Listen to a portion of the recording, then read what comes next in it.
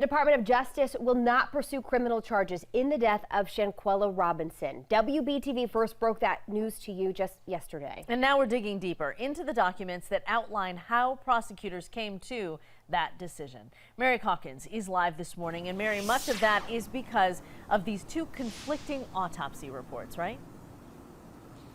That's exactly right, Kristen. We now have the results of Shanquella's autopsy done here in Mecklenburg County, which contradicts claims made by Mexican authorities in a partial autopsy of her body done the day following her death in Mexico. Now, that local autopsy released Wednesday has a critical difference than that done in Mexico. The Mexican autopsy said Robinson died from a broken neck. Shanquella's Mexican death certificate, finalized a week after her death, says her cause of death was a severe spinal cord injury.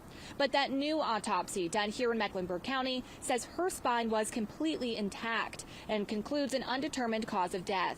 The DOJ says because of the findings from the local medical examiner, federal prosecutors would not file charges in Robinson's death. The Robinsons' family attorney pushed back on the decision not to press charges in a press conference yesterday.